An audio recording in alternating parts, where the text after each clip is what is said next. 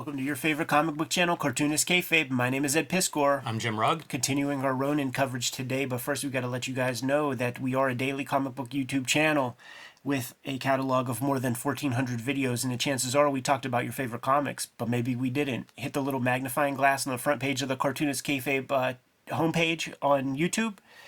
Give it a search, see if we talked about your faves. If not, put something in the comments. Let us know what books we need to push to the top of our to-read stacks. We have a Patreon for the early adopters and the biggest supporters of Cartoonist Kayfabe. You get in early, become a King Kayfaber. You're hanging out in the chats with us as we record these videos, and you get access to all the videos before anybody else. Continuing that Ronin coverage, we have issue 5 right here, chapter 5 of this very important Bleeding Edge series of Frank Miller's career. And Jimmy, if you're good to go, we could just jump right into things. I'm not. I have a note on issue 4 that I did not get across last time. I really liked issue 4, and the reason was I feel like the characterization starts to catch up.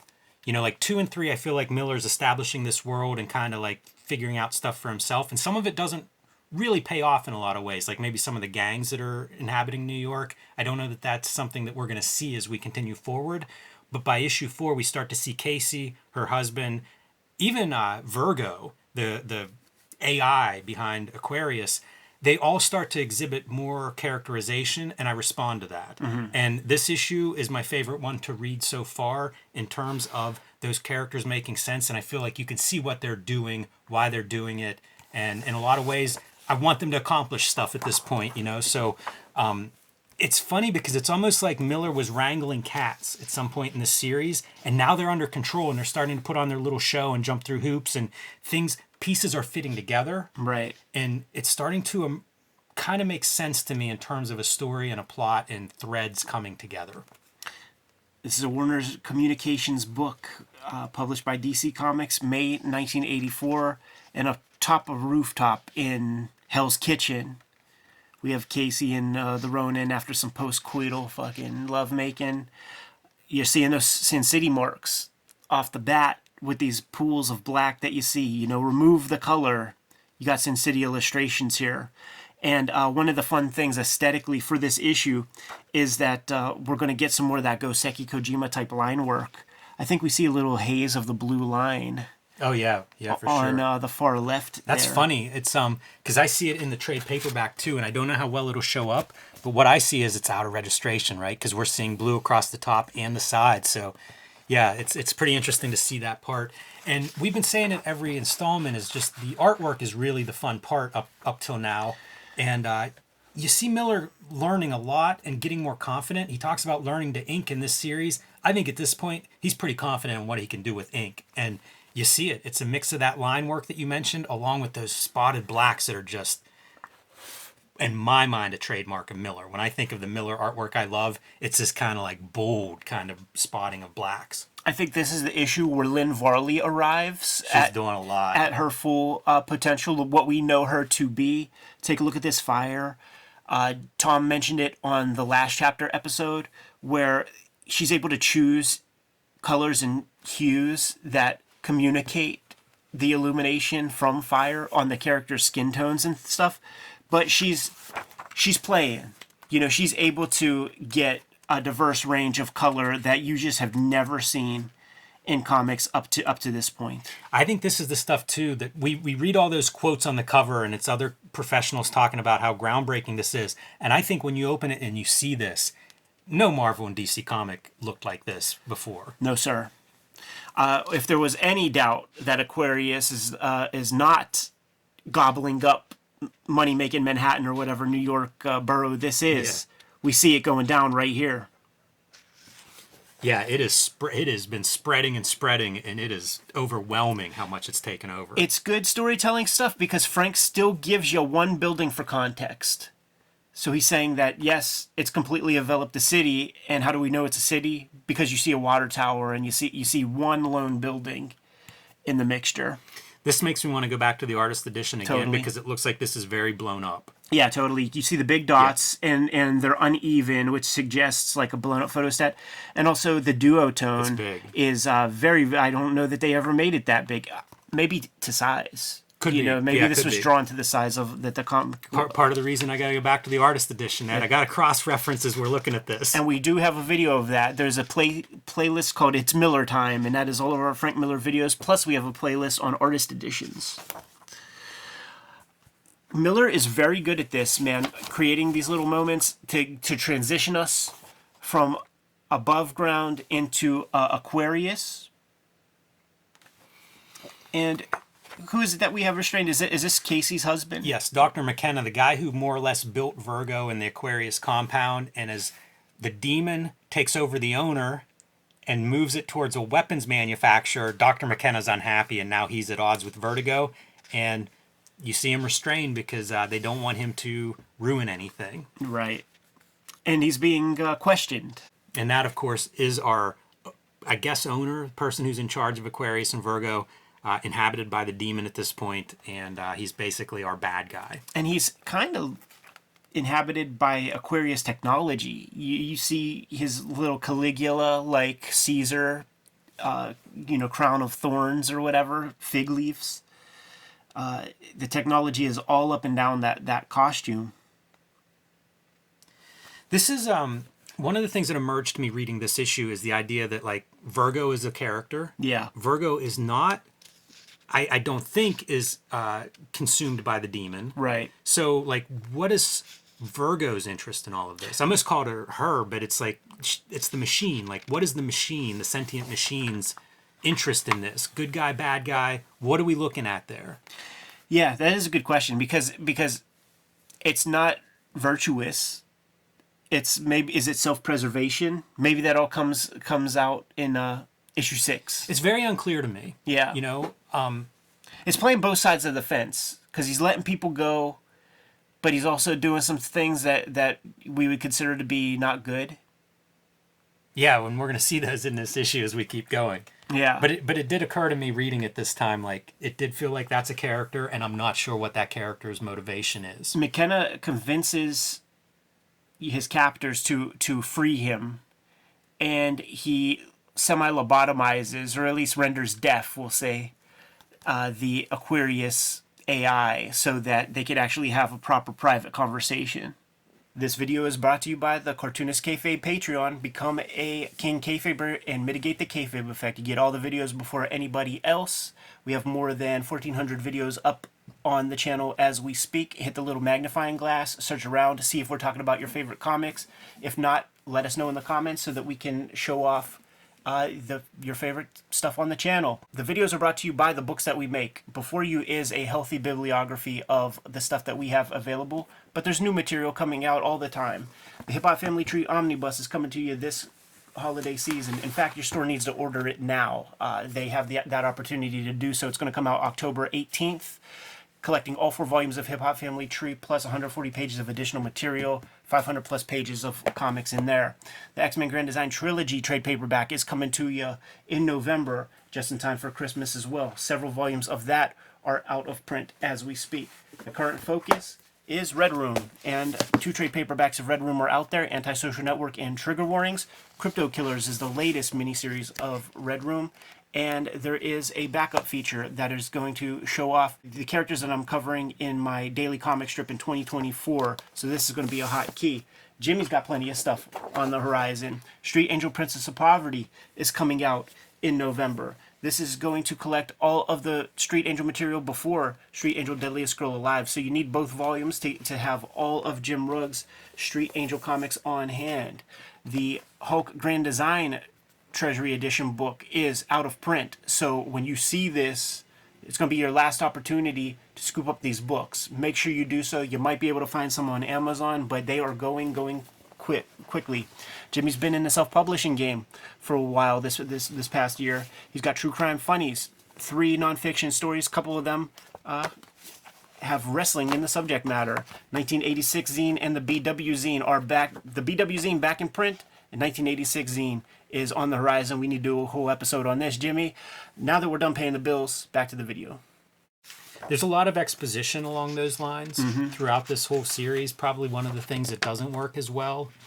I'm always going to be against too much exposition. I cringe whenever I turn the page and see tons of words, so Yeah. that's always iffy. But it's such abstract concepts that we're looking at that you probably have to do some version of that kind of exposition. We're going to see a series of spreads here that are kind of like in Ronin vision and literal to what, say, Casey is seeing or what's actually happening, inside the real world.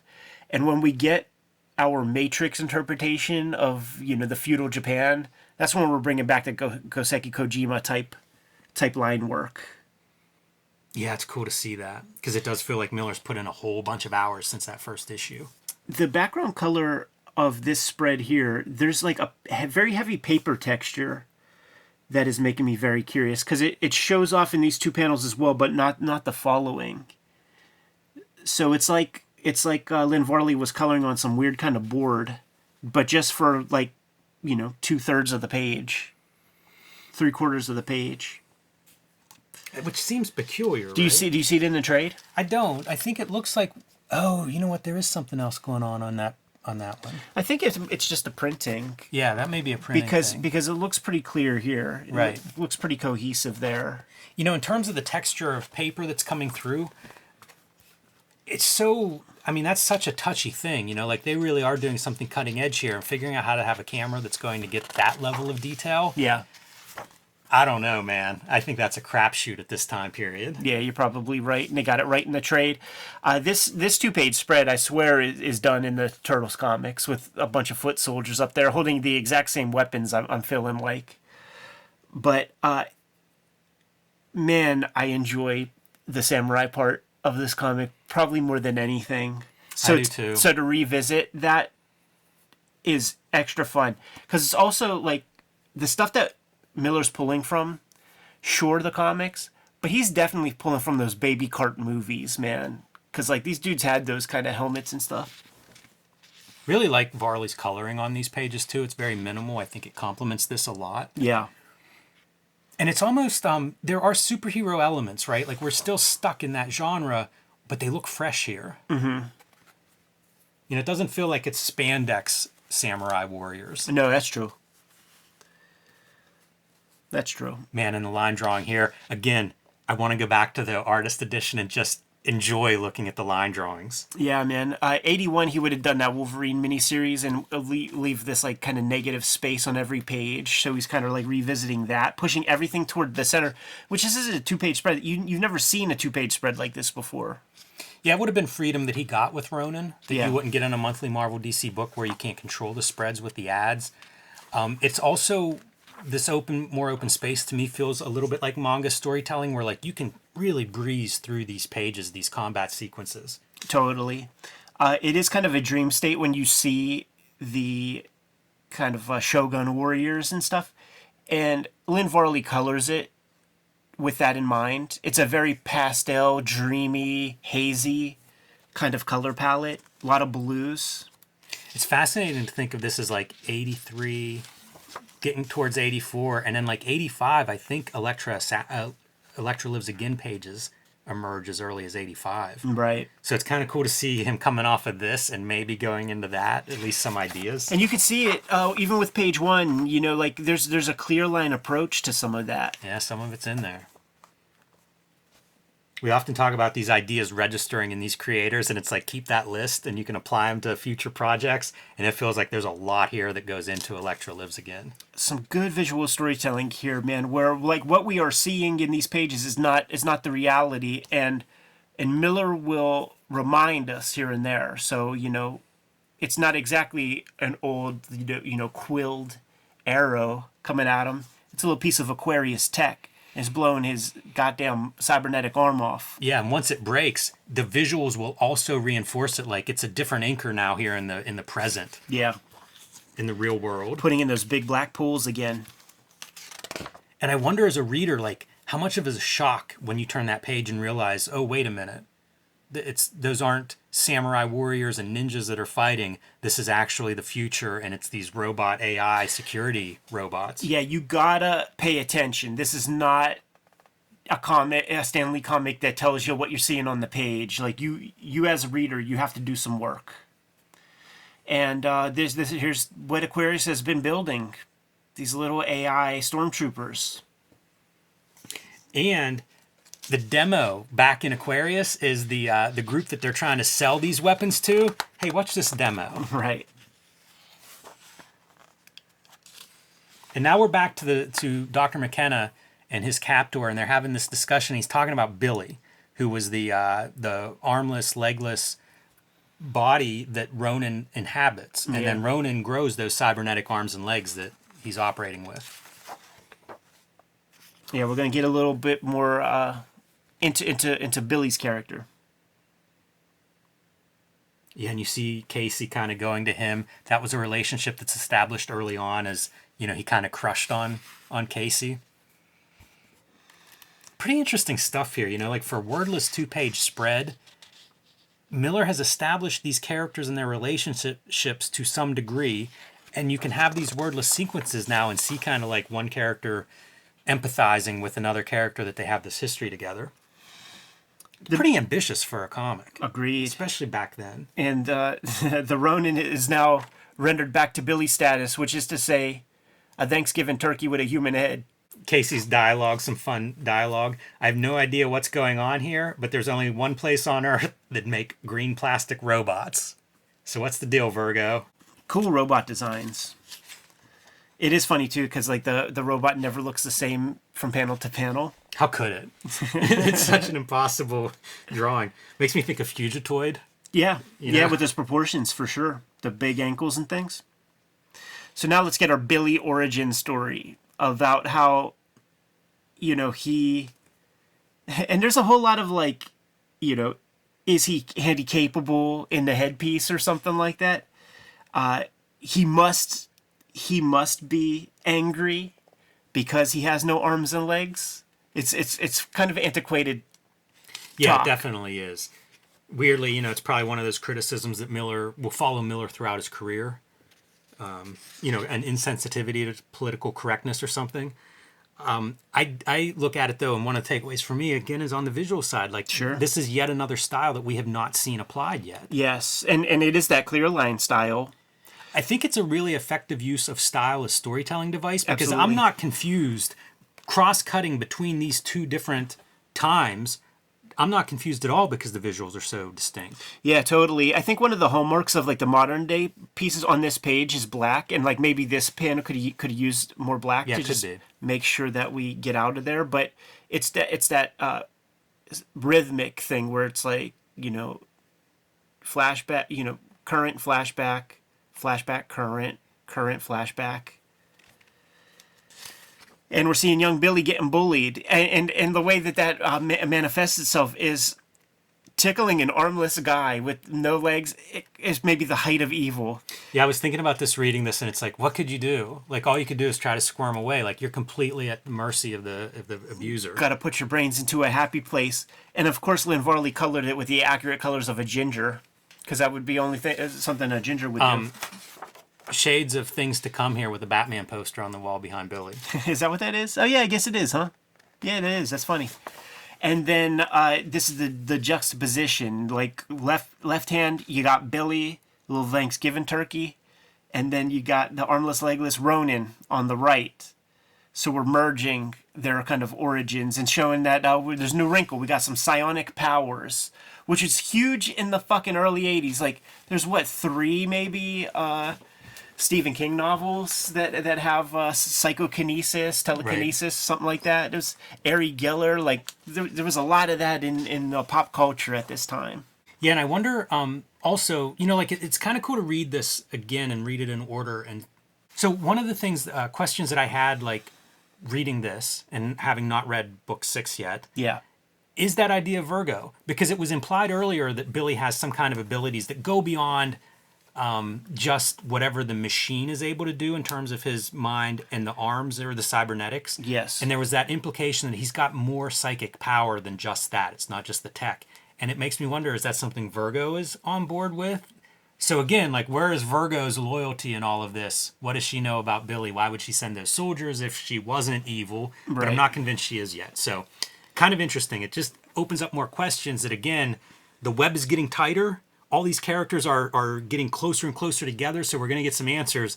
But I like that this was laid down earlier, the idea that Billy had some of these powers. And Right. apparently, even laid down earlier now at this point. He's Domu, man. Yes. And mom comes home and is like, "You a monster." My thoughts are like, if he had the right mom, she would have been a stage parent and monetized that little fucker. That seems very far ahead of its time for 83. Probably the most disturbing panel of the whole comic right there. Yeah, it is. It is really weird because Billy does not look like a young kid or anything. That's for sure. You know who he does look like though, and if he wouldn't have been like this back then, but there is one person still being kept alive inside of an iron lung, and he's been in that iron lung like his whole life, and he looks kind of like this guy. He's got kind of like a red face. It's like getting chipped away from like whatever kind of shit he's got going on, and he's just laying on his back, paints with a brush in his mouth and stuff like that. But there's one guy being kept alive in one of those things, and he's not unlike that. Just put the iron lung right there. Now you can't be messing with Casey with these little robots. This also seems like this is Billy now, not Ronin. Right. It's snapped whatever was inside of Ronin's control or whatever. It feels like that has snapped maybe.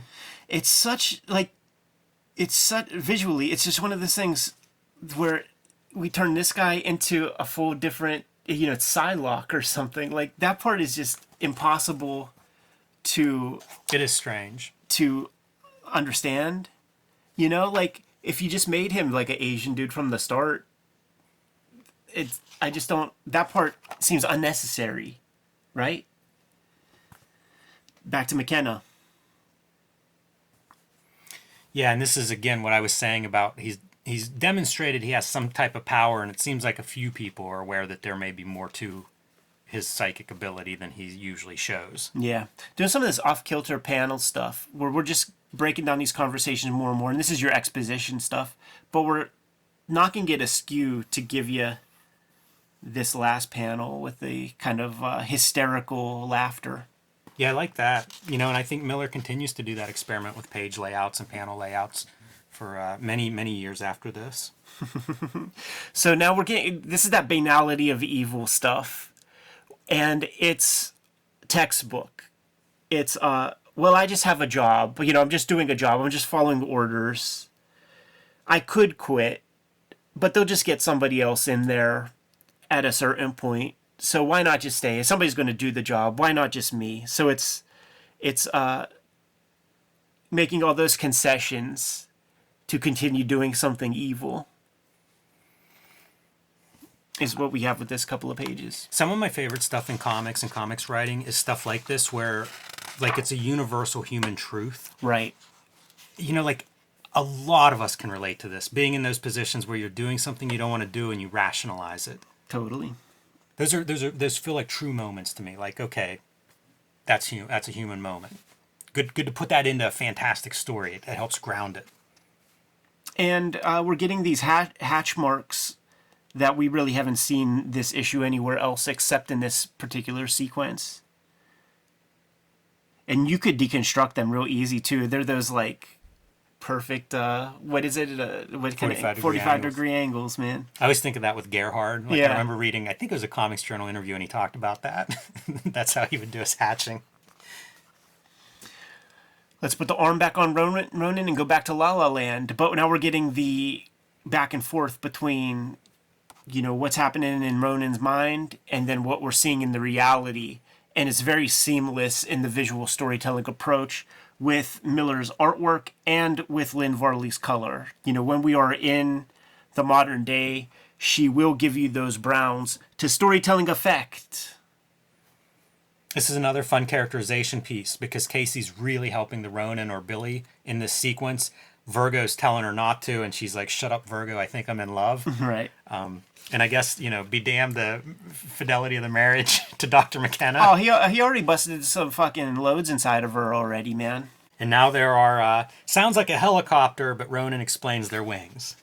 It's this his flying demon slaves. And this is a great spread. It's a great spread. It so clearly visually illustrates what we just said, of crossing those two worlds. And it's like, you don't need one caption to explain this spread. And the cool thing is, like, she's seeing a little bit of that stuff. And such a smart panel to have kind of transitioning over both, where she's wiping her eyes clean and then sees the fresh stuff. Like that, this is a great piece of storytelling. It really is. It's fascinating too. Like, again, I've said it before, I enjoy listening to conspiracy podcasts and they talk about all these crazy things. And the idea of linking AI and demons and, you know, all this stuff, like it's all in this story. It's so weirdly prescient in a way. It took Miller like these 5 issues to get to this place where he arrives at this very pleasing set of mark making where the sort of holding line of the outside contour of the figures is big bold. Yes. And then you get that little rapidograph to do all the little gizmos and doodads and Radio Shack bits on the inside, and that's very attractive to me. It works great, and it defies like traditional inking where it's normally put your heavy black line under on the bottom side. Yeah. You know, like that's not what he's doing here. It's a different type of use of line. And I think this gets picked up on in the future. There's a wing of art style that has that kind of an approach to it, as Rome Burns or Caligula standing watching everything go down. Yeah, and you get a little bit of like Virgo doesn't seem like it wants to destroy Casey, but it also can't let Casey go. Right. And so when she makes a run for the subway, that's what happens. And there she is in the rubble with very Wrightson-like mark making, I would say. Frankenstein era type rock textures. Which I don't know about you, I've done this a million times where I need a certain aesthetic. I like there's something that I have to draw that I might not have ever drawn before. So then you think about like what's the best version of that comes to mind. And this is very much in the school of like Frazetta Inkline, Wrightson Inkline. Yeah, those planes being defined by the different crosshatch, Yeah. definitely something that I've seen done a lot. You know, especially when it's done well, it kind of sticks out like that. You know what? If you go back one page, Yes, sir. I love this ending because McKenna is now back incarcerated. You know, you see the restraints go on there, and Virgo's. I don't know if she's killing him or not, but this is a shot that you won't have a tense thought in your head, not a single one. And as it's about to go into his neck, his last thought is Casey, which is both touching to me as like he, you know, this is his wife, he loves her, whatever their relationship's going to be, but it's also the great transition of like as he's calling out her name as possibly his last thought as a living person, you turn the page and indeed it is Casey, and you know his whatever in time of peril calling out his wife's name also in that state of peril. And I'll tell you something, man, you get to this point and it's like, okay, that's a clear end of this chapter. What is going to happen next?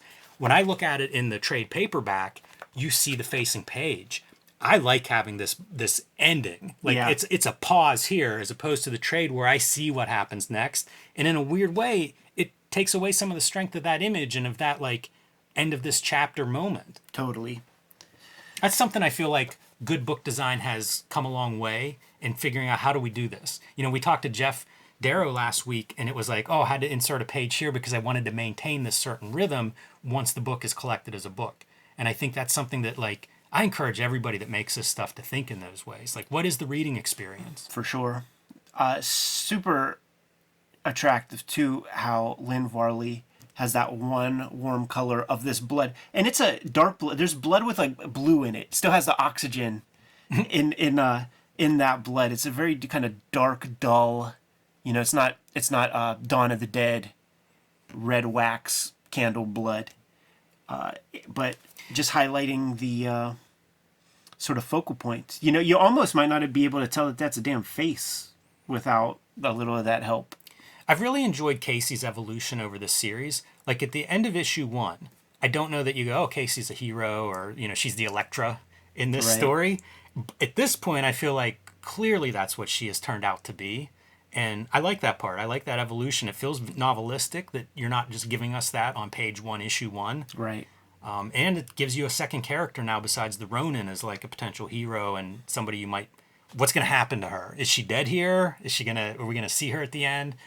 I'm pretty psyched for issue 6. I guess is man. what I'm saying there. Yeah, sounds so good. Go Frank Miller. You know, like I've kind of spun full way around on this series. Issue 2 and 3, I was ready to be like, nope, I understand all the criticism or why this lost momentum. And I've seen a lot of people comment because we talk about this as being like an unsuccessful series. Whenever I say that, I'm referring to sales. Yeah, that's all. This is a very expensive series, and I don't think it delivered the sales that DC was looking for initially. Yeah. So that's what I mean by unsuccessful. In terms of the narrative, I think there's ups and downs, but I feel like we're at a really good place here at the penultimate climax of like, I want to read issue 6. Yeah. I don't say that about every book that we look at here. Yeah, it's still, it's still bleeding edge. Like, it's still experimental, and Frank Miller trying a lot of different things, which flies in the face of cohesion, aesthetically, maybe thematically sometimes in spots. But I think it was a very necessary project to happen. And I might have read the entire Ronin 3 times. It's been a long time since the last time I read the whole thing, so I don't even remember. I remember the lights going out, like when you flip the page and you see like shit get darker and darker, and I remember a pull out somewhere, or maybe several pull outs, but I don't remember too much. I got them out of order. So like I probably got issue 6 and maybe didn't even read it when I got it because it's like I gotta wait until I get these other missing issues or something. Reading it all in one order like this, I don't remember doing that. I probably did it, but it didn't make an impression on me. And I've really enjoyed going through it this way. And it makes me want to go back into that artist edition. There's so many pages that I look at and I think like, man, the drawing. Yeah. Yeah. Those last couple issues, this issue and the final issue, I think are like the notoriously harder ones to find, because the way it works, stores have to order stuff, 3 months in advance, basically. So they have to shoot blind for issue 1, 2, 3. But after 3 issues, they now have some empirical evidence, some data on what their customers are buying, so they can make smarter or ordering choices by issue 4. And these last couple issues, not easy to find. Yeah, that's what you always hear, and it makes sense for all those reasons. Like, this was a book that was just, there weren't any comps to this. No, that's true, and the onus on that is a lot of the readership, not stepping up to support such a weird looking project, and I could make arguments for either way. Like why would I want to pay for your masturbation, your artistic masturbation? Like I said, I might have quit if it was around issue 2. If we'd have got it issue 2, I would have had no problem walking away from this. Right. I'd have been like, you know what? There's reason for all that criticism. I'm glad that we stuck with it. I'm excited to do this. But I can see why readers would have shied away, especially at that price point. But the other piece is you cut 2 years ahead and it's like they figured out all of this. This is everything that's in Dark Knight is in this book, from a production, sales, marketing, all of those things. And when Dark Knight shows up, it's the opposite. It is, we didn't print enough of them. We overprinted and we sold out before it even got to the stands. You can almost see, like, I just wonder what kind of talks took place with Miller, Kahn, Giordano, whoever was involved with this and with Dark Knight Returns. Like, I feel like they went into a room and went, listen, we were almost there. We're going to adjust the dial this much, and you got it. It blows my mind, again, we say it, but how ambitious this book is compared to everything else Marvel and DC were doing at the time, and including the creators who would get shots at, like, here's some freedom. What do you want to do? I'll do a Silver Surfer graphic novel. Yeah. Or a 48-page issue or something. Like, it's just so small-minded compared to what this is. As we go through things like Comics Journal, and we build this narrative of the comic industry as it was at the points in time that these magazines come out, I'm going to be very curious and pay close attention to when things like, I don't know, potential Batman project are announced for Frank Miller after Ronin, because we got a year and a half, 2-year buffer between the release of like the last issue of Ronin and the first issue of Dark Knight Returns. A lot of that time must be in production of just making the thing, but there has to be a little downtime in the middle there, and there's 2 years of comics being put out to like nurture us into this Dark Knight universe. So that's going to be something really, really worth paying close attention to when we get to those issues of Comics Journal and Amazing Heroes and he's stuff like also collaborating, so he's looking at stuff like he sees Bill Sienkiewicz doing New Mutants probably and goes, oh, that's interesting, let's go talk to him. Same thing with David Lapham. So there are issues of like Amazing Hero from like, say, maybe 85 or something that'll have like Elektra and Batman, you know, like on opposite corners of a building, like they're gonna come around a corner and bump into each other. And you look inside, and it's like there's Elektra Lives Again art. There's talk about the Daredevil that he's gonna do with Sienkiewicz. Meanwhile, he's doing Elektra with Sienkiewicz. Like, it's sort of nuts, and I wonder how much of that comes out of this, where like his head is just, you know, when you do something different, and it's almost like it sparks creativity. It feels like that period between now and when Dark Knight 1 comes out, it's not that he's just doing Dark Knight 1. Right. It's almost like shit is shooting out of his brain in all these different directions, and then it takes some time for all that stuff to actually bear fruit, you know, some longer than others. But like, they're doing really wild, you know, he's involved with some of the wildest comics that had been produced up to that point. It's a fascinating thing to think about, because you know, on the flip side, you have Alan Moore, who is doing Watchmen, Swamp Thing, Miracle Man, and whatever else at the exact same time. And you know what? Those comics are amazing, of course, but they don't have the outside the direct market legs. That Dark Knight becomes like, I don't know, somebody that's going to the moon or something, you know, that's opening up this new territory. Sure. And then you have the Alan Moores that are like, oh yeah, now that you guys are here looking for something besides like little kid comics, check out this. It's a very creative time in comics. Absolutely, man. Can't wait to get to the final issue of Ronin, probably next week. Good to go? I am. Kayfabers, like, follow, subscribe to the YouTube channel. Hit the bell so that we can notify you when new videos are available. We are a daily YouTube channel, and we have about 1,400 plus videos in our archives as we speak. Go to the front page of the Cartoonist Kayfabe YouTube page, hit the magnifying glass, search for your favorite comics. If it turns out that we didn't cover your favorite comics yet, you got to let us know, and we will put those comics way higher on our list. We have a Patreon where our biggest supporters can subscribe to us and get all the videos before anybody else, have access to this live stream recording session. We basically do whole episodes that only they get to see in the private streams in between recording our videos.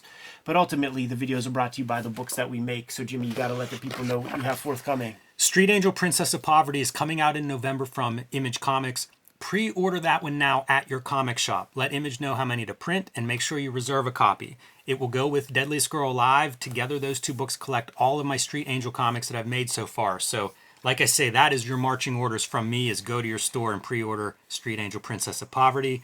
Also, pick up Hulk Grand Design while you're there. It's out of print at the distributor level, which I think means it's out of print. So pick it up while you still can before they're all gone. And I have been self-publishing zines and comics. So BW is back in print, celebrating the 80s explosion comics. 1986 is brand new, just fresh off the presses yesterday. This is a celebration of the year of 1986, which really saw comics change dramatically. I'm excited to unpack that over the next month going forward. And True Crime Funnies, 3 nonfiction comics in full color and black and white. You can read these all on my Patreon, patreon.com/JimRugg. And also, I will be offering print editions on my website maybe in late October sometime. Got to get through Baltimore Comic Con, and then we'll be selling these, whatever remains. Sooner than later, we'll say. Sooner than later comes the Hip Hop Family Tree Omnibus. It's going to come out October 18th to be exact. We've printed up this whole thing. We've published it. We are sending it to the different warehouses, and now your comic shop has to order it. Your comic shop needs to know who is going to want this book so that they can order accordingly. And you can't take for granted that it's just going to be on the racks, because we have already sold so many through pre-orders online and things.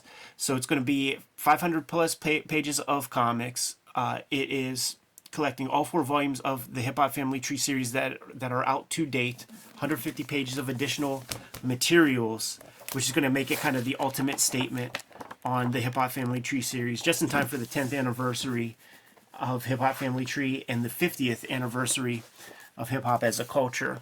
Not going to be the only holiday release for 2023 from yours truly. The X-Men Grand Design Trilogy trade paperback is going to be coming out. It's going to be the same cover, but slightly smaller, trade paperback size, collecting all of my X-Men Grand Design works, and some of those are out of print as we speak, so it's going to be your way to get your hands on all of it at once. Red Room is the current focus. And there are 2 Red Room trade paperbacks out there right now, The Antisocial Network and Trigger Warnings. But coming to you right now is Red Room Crypto Killers. It's going to be a 4-issue series. I believe as of this recording next week, the 4th issue should be coming out. And this 3rd issue of Crypto Killers is going to contain a backup story called Latchkey Kids, which are the proto versions of the characters I'm covering in my daily comic strip, which is titled Switchblade Shorties. And I'm serializing that on my Patreon right now, but it's going to hit the outside world January 1st, 2024. Jimmy, what are the other ways that the Kayfabe audience can support the channel? They can subscribe to the Cartoonist Kayfabe newsletter at the links below this video. You can also pick up Cartoonist Kayfabe t-shirts, merchandise, hats, mugs, fanny packs, stickers, and more at our spread shop. That link is also under this video in the show notes. All good ways to support the channel. Given those marching orders, and we'll be on our way. Read more comics.